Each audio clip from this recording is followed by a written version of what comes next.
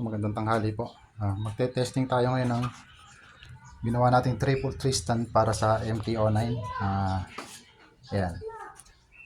Testingin muna natin bago ko siya pinturahan. Bali stainless steel po ito.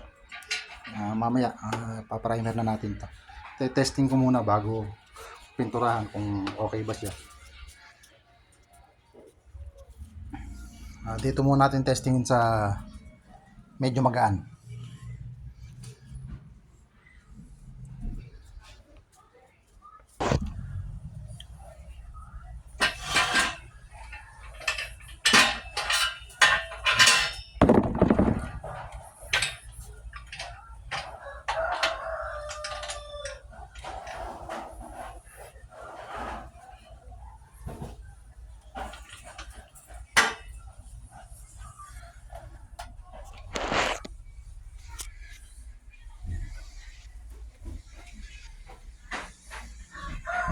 Ayan.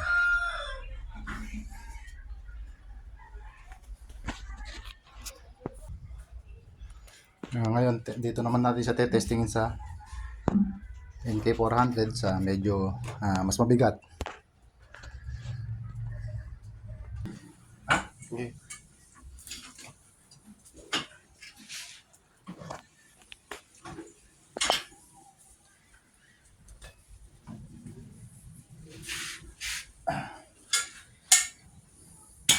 So adjust ko lang tong sa medyo mas malapad yung swing arm nito.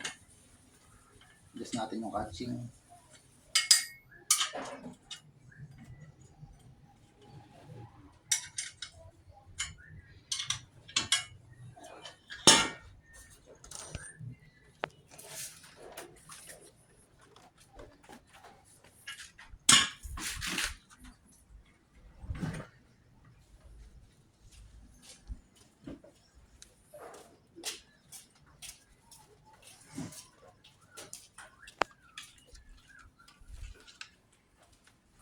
Dito naman natin susukat.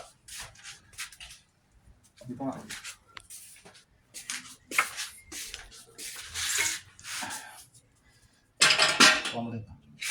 Papalitan lang muna natin ng pin kasi hindi pare-parehas yung pin niya. So, papalitan natin ng pin na kasya dito. Changeable yung pin niya.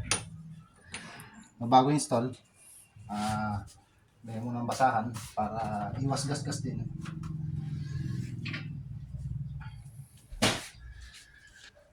Tutukan mo sa lalim. Tapos yan, susot lang yung pin niya. Kailangan sir, fully inserted yung kanyang pin. Silipin, always check na silipin nyo yung pin niya ay fully inserted na dun sa headstock.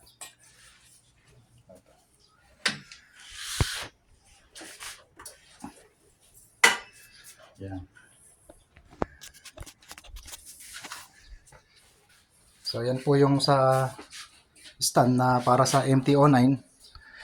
Medyo mas mataas ito sa karaniwan na sa mga ibang naked tsaka sa sports bike. Medyo mas mataas yung gawa nito dahil medyo mataas yung height ng front ng MT-09 kaya medyo mas mataas itong ginawa ko na to. So mamaya pipinturahan ko na to. Bali ang may-ari nito si Sir Alex sa MT-09 niya.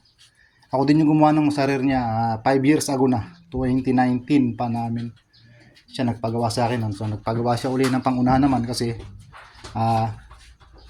lagi lang naiiwan yung kanyang motor. OFW siya. So lagi naka-stock ito. Triple tree. Good for long storage.